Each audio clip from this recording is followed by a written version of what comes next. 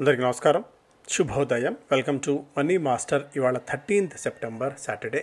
International మార్కెట్స్లో performance, అలాగే మన మార్కెట్స్ మీద ఇంపాక్ట్ ఒకసారి చూద్దాం. నెక్స్ట్ ట్రేడింగ్ సెషన్ రోజున అమెరికన్ మార్కెట్స్లో నిన్న నాస్డాక్ 0.5% మీద లాభపడితే S&P 500 ఫ్లాట్గా క్లోజ్ అయింది. డౌ జోన్స్ మాత్రం 1% పైగా నష్టాలను నిన్న మూటగట్టుకుంది. ఏషియన్ మార్కెట్స్లో except Shanghai most of the markets అన్నీ కూడా పాజిటివ్గా క్లోజ్ అవ్వటం మనం చూసాము. యూరోపియన్ మార్కెట్స్లో కూడా నిన్న మెజారిటీ ఆఫ్ ది మార్కెట్స్లో ఒక పాజిటివ్ ట్రెండ్ అయితే మనకి కనిపించింది. గోల్డ్ పరంగా $3,680 దగ్గర గోల్డ్ స్థిరంగా ట్రేడ్ అవుతూ వస్తుంది. ఆల్ టైమ్ హై దగ్గర గోల్డ్ ట్రేడ్ కావటం. ఆయిల్ మనకి $66-67 దగ్గర ఉంది. So Gemini the Winklevoss crypto exchange pops more than 14% in Nasdaq debut.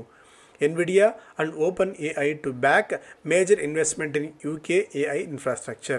Swatch takes a swipe at Trump's 13% tariff with switched up watch. So ఇవన్నీ కూడా international markets నుంచి ఉన్న updates ప్రకారం అప్డేట్స్గా మనం చూడవచ్చు. నిన్న కొన్ని మేజర్ డెసిషన్స్, సెబీ నిన్న బోర్డ్ మీటింగ్ జరిగింది.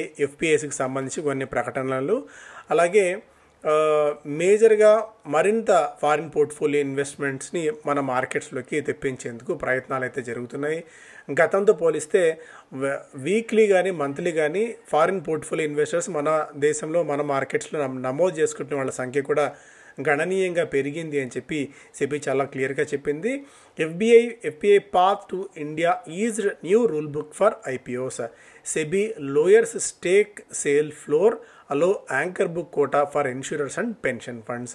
సో మరిన్ని పార్టీస్ని, సో మరింత మందిని మార్కెట్స్లోకి తీసుకువచ్చే క్రమంలో సెబీ తీసుకుంటున్న చర్యల వల్ల అనేక బెనిఫిట్స్ ఓవరాల్గా మార్కెట్స్కి, ఈక్విటీస్కి ఉండే ఛాన్సెస్ అయితే ఉన్నాయి.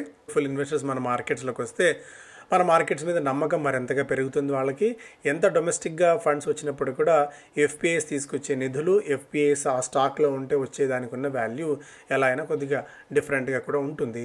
Retail inflation climbs to 2.1% in August as food prices soar, remains below RBI's 4% target range.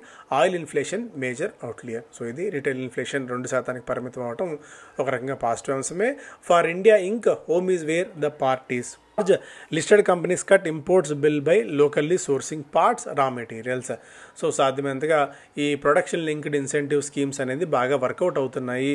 దీనివల్ల స్థానికంగా దేశీయ కంపెనీస్కి మరింత బెనిఫిట్ అవుతోంది అనేందుకు కూడా ఇదొక సంకేతంగా మనం భావించవచ్చు.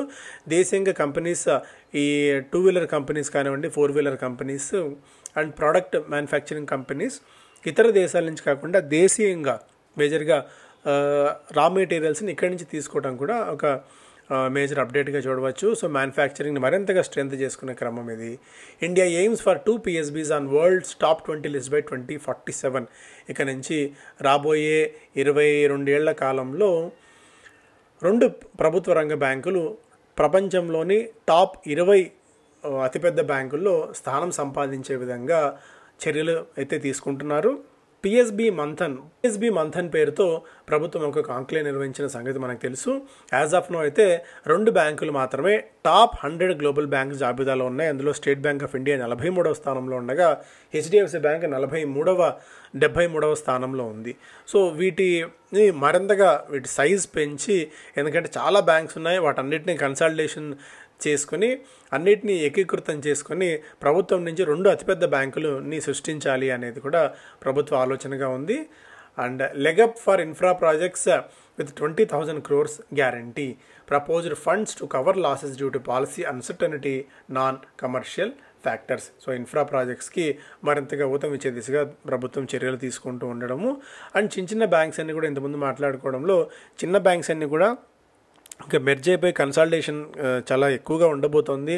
రాబోయే 5-10 ఏళ్ల కాలంలో మెజారిటీ ఆఫ్ ది చిన్న బ్యాంక్స్ అన్ని కూడా కలిసిపోయే ప్రమాదం అయితే ఉంటుంది. అతిపెద్ద బ్యాంక్స్ ఉన్నప్పుడే వీళ్ళకి man power utilization point of వ్యూలో సమర్థంగా నిర్వర్తించుకోవచ్చు. అండ్ ప్రైజింగ్ పవర్ ఉంటుంది, అండ్ బ్రాండ్ మరింతగా ఎస్టాబ్లిష్ చేసుకునే అవకాశం ఉంటుంది. సో ఇవన్నీ కూడా ప్రభుత్వ రంగ బ్యాంకులకి చాలా మంచి నిర్ణయం అవుతుంది. And when compared with private banks, PSU banks ఈ మధ్యకాలంలో చాలా స్ట్రాంగ్గా పర్ఫామ్ చేస్తూనే వస్తున్నాయి. And cost of acquisition of funds కానివ్వండి, NPS పాయింట్ ఆఫ్ వ్యూలో కానివ్వండి, ఏదైనా సరే సో ఒకప్పటితో పోలిస్తే బాగా స్ట్రెంగ్తన్ అయ్యాయి బ్యాలెన్స్ షీట్స్ పాయింట్ ఆఫ్ వ్యూలో. బట్ బ్యాంకులోకి వెళ్తే స్టిల్ అదే పరిస్థితి వితౌట్ ఎనీ డౌట్. బట్ అప్పుడప్పుడు కొద్దిగా మారుతూనే ఉన్నాయి. బట్ రాబోయే రోజుల్లో పిఎస్యు బ్యాంక్స్ అనేది చిన్న బ్యాంక్స్ అన్ని కూడా కనుమరుగు కాబోతున్నాయి అన్నది కూడా ఒక పాయింట్ మనం గుర్తు పెట్టుకోవాల్సిన అవసరం ఉంటుంది. Mutual fund distribution subject to rising individual interest, financial enthusiasts taking on role, startups enabling greater reach. So సాధ్యమైనంతగా జనాలు మార్కెట్స్లోకి వస్తూ ఉండడంలో మ్యూచువల్ ఫండ్స్లోకి వాళ్ళకి డైరెక్ట్గా పెట్టాలని చెప్పి అనుకుంటారు. బట్ టు స్టార్ట్ విత్ అసలు మ్యూచువల్ ఫండ్స్ ఏంటి, ఎక్కడ ఇన్వెస్ట్ చేయాలన్న క్రమంలో వాళ్ళకి అర్థం చేయించే దిశగా మ్యూచువల్ ఫండ్స్ని చాలామంది ఇండివిజువల్స్ కూడా వాటిని టేకప్ చేస్తున్నారనేది కూడా ఒక ఇంట్రెస్టింగ్ మ్యాటర్గా ఇక్కడ మనం చెప్పుకోవచ్చు. ఒకేసారి పెరగడంతో చాలామంది టెకీస్ మిలియనీర్స్ అయిపోయారు అనేది కూడా ఒక ఇంట్రెస్టింగ్ అప్డేట్గా ఇక్కడ. సెబీ బోర్డ్ ఓకే చేసిన వాటిలో 10 కీ టేక్అవేస్ని ఇక్కడ మనం చూస్తున్నాము. మేజర్గా minimum public offer and share holding రిక్వైర్మెంట్ని మార్చారు. అలాగే ఎఫ్పిఐ యాక్సెస్ మరింతగా పెంచారు, యాంకర్ బుక్ని మరింతగా పెంచారు, రీట్స్ని ఈక్విటీ స్టేటస్ ఇవ్వబోతున్నారు. దీంతో రీట్స్ కూడా మరింతగా పాపులారిటీని గెయిన్ చేయబోతున్నాయి. ఇతర దేశాలతో పోలిస్తే మన దేశంలో ఇంకా రీట్స్కి కొద్దిగా తక్కువ ఇంట్రెస్ట్. బట్ స్టిల్ దీనికి హైబ్రిడ్ క్లాసిఫికేషన్ ఉన్నది. ఇప్పుడు దాని ఈక్విటీ స్టేటస్ ఇవ్వడం వల్ల సో మెజారిటీ ఆఫ్ నిధుల ఫ్లోస్ కూడా రీట్స్లోకి ఉండే అవకాశం ఉంది. అట్లీస్ట్ మనం టు స్టార్ట్ విత్ రీట్స్లో కూడా కొద్ది గొప్ప పెట్టుబడులు పెట్టుకోవచ్చు. ఎక్సిడ్లోనే మ్యూచువల్ ఫండ్స్ని 3% పరిమితం చేసినప్పుడు కూడా as of now majority of the asset management companies అన్నీ కూడా 1 నుంచి 2% మాత్రమే పరిమితం అవుతున్నాయి ఎగ్జిట్ లోడ్ విషయంలో. RPTs separate category for AF schemes, launch of India market access website for FPIs, ఇవన్నీ కూడా మేజర్గా నిన్న సెబీ దీనిలో వచ్చినవి. అర్బన్ కంపెనీ 103 రెట్లు ఓవర్ సబ్స్క్రైబ్ అయింది. ఈ మధ్యకాలంలో అతి ఇంట్రెస్ట్ని బాగా గార్నర్ చేసిన ఐపీఓ ఇది. క్యూఐబీ పోర్షన్ 140 రెట్లు, నాన్ ఇన్స్టిట్యూషనల్ పోర్షన్ 74 రెట్లు, రీటైల్ పోర్షన్ కూడా ఏమాత్రం తక్కువ లేకుండా 40 రెట్లు, ఎంప్లాయీ పోర్షన్ దాదాపు 37 రెట్లు ఓవర్ సబ్స్క్రైబ్ అయింది. శృంగార్ పబ్లిక్ కూడా దాదాపు 60 రెట్లు సబ్స్క్రైబ్ కావడం చూసాము. మేజర్గా ఎంప్లాయీస్ పోర్షన్ కూడా 70 రెట్లు సబ్స్క్రైబ్ అవ్వగా రీటైల్ పోర్షన్ 27 రెట్లు సబ్స్క్రైబ్ అయింది. హైడ్రా సెల్లింగ్ 3.7% స్టేక్ ఇన్ గ్రీన్ ల్యాంబ్లో ఈ హైడ్రా ట్రేడింగ్ కంపెనీ 3.7% మేర వాటాని విక్రయించబోతోంది. అలాగే phasing out old vehicles could fetch 40,000 crores in GST. So ఇప్పటికే దాదాపుగా 3 లక్షల పాత వెహికల్స్ని స్క్రాప్ చేశారు. ఇందులో 1,50,000 వెహికల్స్ ప్రభుత్వానికి చెందినవే. రాబోయే రోజుల్లో మరిన్ని వెహికల్స్ కూడా స్క్రాప్ కాబోతున్న ఈ తరుణంలో ఇఫ్ ఆల్ ద 9.7 దాదాపు 97 లక్షల అన్ఫిట్ అండ్ పొల్యూటింగ్ వెహికల్స్ని కనుక స్క్రాప్ చేసినట్టయితే జీఎస్టీ రూపంలో ప్రభుత్వానికి 40,000 కోట్ల రూపాయలు వచ్చే అవకాశం ఉంటుంది. అండ్ దీనికి తోడు పొల్యూషన్ పాయింట్ ఆఫ్ వ్యూలో కూడా ఒక మేలు చేసినట్టు అయ్యే అవకాశం ఉంటుంది.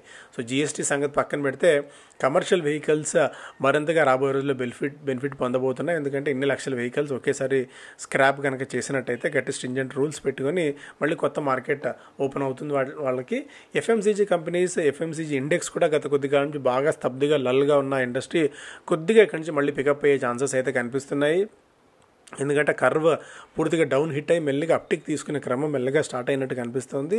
కన్జంప్షన్ ప్యాటర్న్స్ మారుతున్న తరుణంలో మొన్న ఇన్కమ్ ట్యాక్స్ స్లాబ్స్ చేంజ్ చేయడం, ఇప్పుడు జీఎస్టీ స్లాబ్స్ చేంజ్ చేయడం అఫోర్డబిలిటీ పాయింట్ ఆఫ్ వ్యూలో కొద్దిగా పెరిగిన తరుణంలో తాత్కాలికంగా అయినా కొద్ది కాలం పాటు ఎఫ్ఎంసీజీ కంపెనీస్ బెనిఫిట్ తీసుకునే అవకాశం ఉంటుంది. షార్ట్ టర్మ్ ట్రేడర్స్ ఎవరైతే ఉంటారో కొద్దిగా ఎఫ్ఎంసీజీ కంపెనీస్ని లైమ్లైట్లో పెట్టుకొని ట్రేడ్ చేసుకోవచ్చు. అండ్ లాంగ్ టర్మ్ ఇన్వెస్టర్స్ బాగా పడిన స్టాక్స్ని, అంటే చాలా కాలం పాటు ఎఫ్ఎంసీజీ కంపెనీస్ అక్కడక్కడే కొట్టుమిట్టాడుతూ వస్తున్నాయి.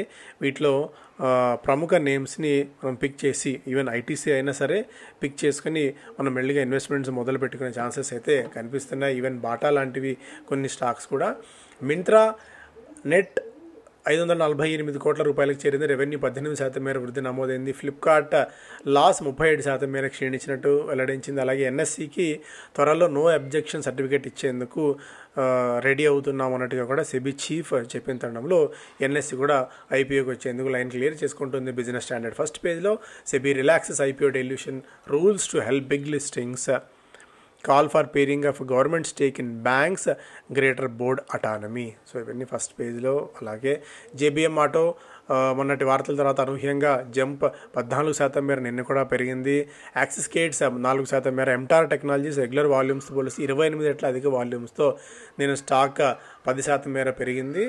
నిఫ్టీ పిఎస్యు బ్యాంక్స్ స్పైక్ మే గేదర్ మొమెంటం. ఇంతకుముందు మాట్లాడుకున్నట్టు పిఎస్యు బ్యాంక్స్ 6 నెలల కాలంలో నిఫ్టీ పిఎస్యు ఇండెక్స్ 20% మేర పెరగగా ప్రైవేట్ బ్యాంక్స్ ఇండెక్స్ 9.85% మేర మాత్రమే పెరిగింది. సో నిఫ్టీ పిఎస్యులో పిఎస్యు రిలేటెడ్ స్టాక్స్లో కొద్దిగా పాజిటివ్ మొమెంటం ఎక్కువగా ఉంది when compared with private banks. Infosys తర్వాత టీసీఎస్ విప్రో కూడా బైబ్యాక్స్ చేసే దిశగా ఆలోచన చేయవచ్చు అనేది కూడా ఒక అప్డేట్. అలాగే ట్రేడింగ్ యాక్టివిటీ ఎస్ఎంఈ స్టాక్స్లో కొద్దిగా తగ్గుతుంది. అందువల్ల ఎస్ఎంఈ స్టాక్స్లో వెళ్లే ముందు మనకి demands and supply miss match కనుక జరిగితే ఎస్ఎంఈలో గతంలో చాలాసార్లు ఇబ్బంది పడిన సందర్భాలు ఉన్నాయి. మనం అమ్ముకోవాలనుకున్నా కూడా అక్కడ ఎవరు బయర్స్ లేకపోయిన సందర్భాలు. అందువల్ల ఎస్ఎంఈలో భారీగా ఇన్వెస్ట్ చేసే ముందు కొద్దిగా ఆచితూచి మీ నిర్ణయాలు తీసుకోండి. ట్రేడింగ్ యాక్టివిటీ కూడా తగ్గిపోతున్న తరుణంలో two wheeler prices may drop up to 24,500 as auto makers pass on GST gain. So Bajaj auto key మోడల్స్లో 24,000, టీవీఎస్ మోటార్స్లో కూడా అపాచీ లాంటి వాటిలో 25,000, రాయల్ ఎన్ఫీల్డ్లో బుల్లెట్ 350 లాంటివి 22,000 దాకా తగ్గే అవకాశాలు అయితే ఇక్కడ కనిపిస్తున్నాయి. సో ఇవి ప్రధానమైన వార్తలు ఈ వీకెండ్ రోజున. Thank you so much.